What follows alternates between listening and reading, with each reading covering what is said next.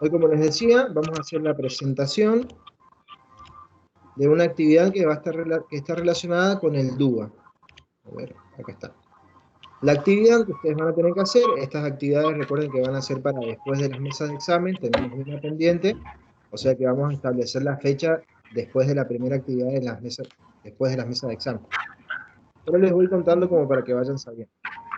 Realizar un rostro de palabras. ¿Han visto el programa del pasapalabra? Sí. Sí, profe. ¿Sí? Ajá. Bueno, vamos a hacer un rostro utilizando una herramienta digital que lo van a encontrar en educaplay.com. Yo acá les dejo el link y se los voy a subir también a la plataforma para que lo tengan ahí. El uso de esta plataforma es gratuito y les permite realizar varias actividades. Es bastante variada en ese sentido. Así que, bueno, ustedes, ahí sigue mi hijo saludando. Ustedes lo que vamos a tener que hacer en este momento es el rosco de palabras, ¿sí? Ya vamos a habilitar el foro en su momento, cuando haya que entregarlo, sobre rosco DUA se va a llamar. Lo vamos a realizar con el material del DUA, que le subí, es un PDF. Entonces ustedes van a tener que generar las preguntas para que otro compañero pueda responderlo. Bien, ok. Eso es lo que deberíamos hacer, o sea, el cuestionario. Claro, ustedes, ahí ya les voy a explicar, yo les voy a mandar el tutorial de cómo se usa, cómo se arma y todo, pero queda muy bueno. Más o menos es miren, esta va a ser la imagen que ustedes tengan.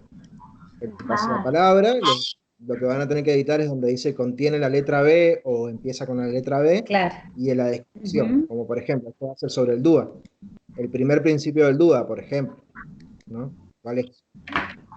Y les va a dar la opción para poner cuáles son las palabras aceptadas como correctas. Entonces, ahí ustedes ponen, ya les voy a mostrar bien cómo se hace. Pero para que vayan viendo.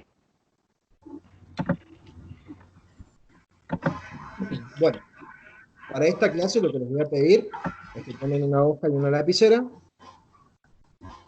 que anoten al menos 3 aportes o dudas que les surjan sobre la temática. Ya les digo que es bastante nueva la temática y a medida que lo vayamos trabajando seguramente le van a surgir más inquietudes, pero ahora de esta exposición que ustedes anoten 3 dudas o 3 aportes, ¿sí? Si hay alguna experiencia o algo que le quieran sumar a lo que charlemos.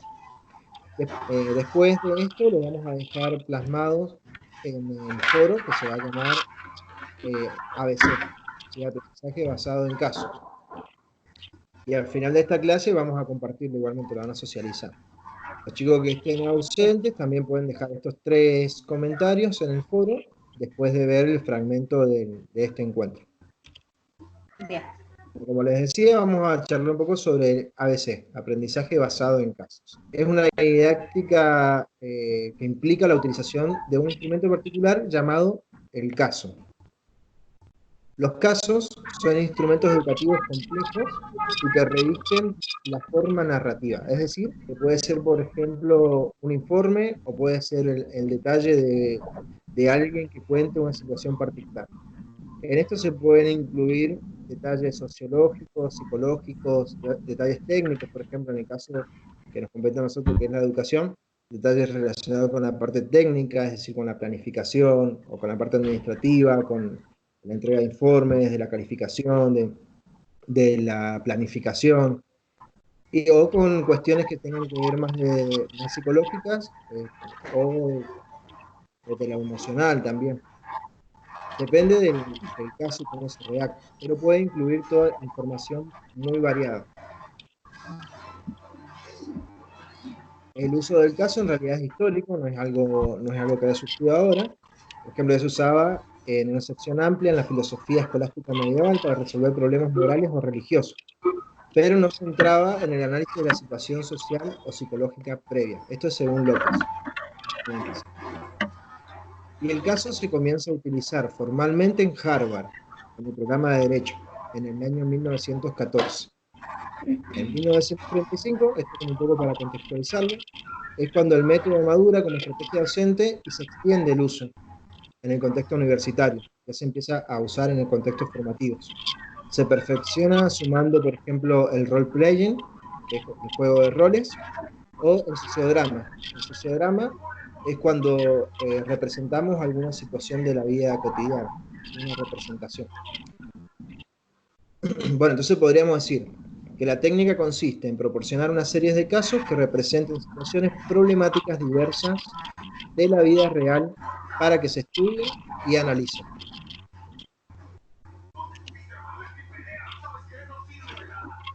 Veíamos recién, los casos son instrumentos educativos complejos que revisten de forma narrativa. Ahí, retomando un poquito lo que les decía al principio. Hacer una narración. Alguien que va a relatar determinada situación. Y por lo general, o sea, para que sea un buen caso, tiene que ser de la vida real, tiene que ser un caso real. Vamos a encontrar tres modelos dentro de los casos. El primero va a ser el modelo centrado en el análisis de casos, que se refiere a casos que han sido estudiados y solucionados por equipos de especialistas. Es decir, que se plantea el caso, pero ya tenemos la solución. Y un especialista, ya sea un psicólogo, un pedagogo, un sociólogo, lo analiza y da la conclusión sobre ese caso. Después tenemos un segundo modelo de casos que pretende enseñar a aplicar principios y normas legales establecidas. Como les decía recién, se empezó a usar en las universidades y más que nada en las carreras de derecho.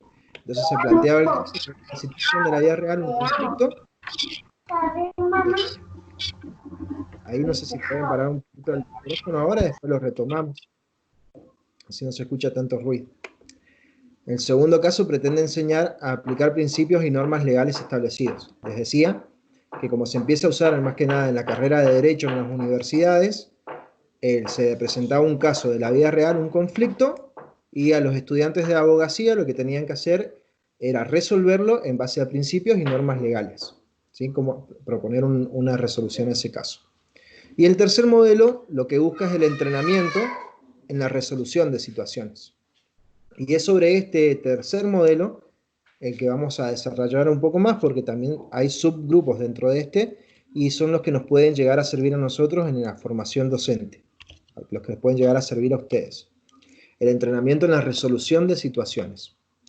Son casos centrados en el estudio de descripciones, es decir, que se proponen a los estudiantes el análisis, la identificación y la descripción de los puntos claves de un caso. Supongamos, yo les presento a ustedes un informe grupal o de una situación particular de un aula. Entonces ustedes lo que tienen que hacer es analizarlo para identificar y describir los puntos claves que también se les darían en la misma actividad. Es decir, por ejemplo, un ejemplo.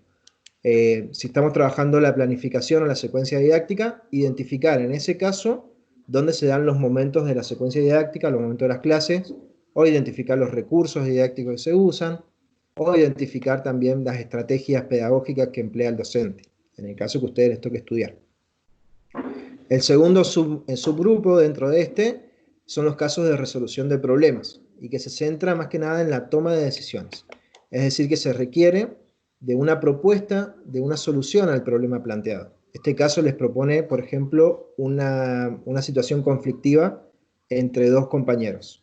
Entonces lo que ustedes tendrían que hacer es analizar ese caso para ver qué decisión se toma, qué estrategias o qué actividades o qué mediación va a hacer el docente en ese caso. Dentro de este mismo hay dos subgrupos, los casos centrados en el análisis crítico de la toma de decisión o los casos centrados en generar propuestas de toma de decisión. Y el tercer subgrupo dentro de este entrenamiento de resolución de situaciones son los casos centrados en la simulación. Es decir, que además de que ustedes tengan que estudiar el relato, se deben analizar las variables que caracterizan el ambiente, al ambiente en que se desarrolla la situación. Identificar, por ejemplo, problemas y proponer soluciones, examinando imparcial y objetivamente los hechos y acontecimientos narrados. En este caso de simulación, lo que tendrían que hacer ustedes primero es identificar, como decía recién, objetivamente la situación, el ambiente en el que se desarrolla esa situación, y poder simular una propuesta de solución. Por ejemplo, si nosotros en una clase planteamos un tema que ustedes tienen que desarrollar a través de una secuencia didáctica, pero no tenemos un grupo para que ustedes puedan llevarlo a cabo, a esa secuencia didáctica. no tenemos el grupo de alumnos, no están ustedes en la escuela. Entonces lo que hacemos es una simulación de una clase, donde ustedes simulan que están dando ese tema a determinado grupo. Ustedes nos dirían, bueno, este tema es de las plantas, está destinado a tercer grado, y con las características del grupo al que ustedes lo harían, y simularían cómo sería esa clase si se estuviera llevando a cabo. Bien, ahora sí, pueden habilitar las cámaras y los micrófonos, y vamos a intercambiar un poco lo que hayan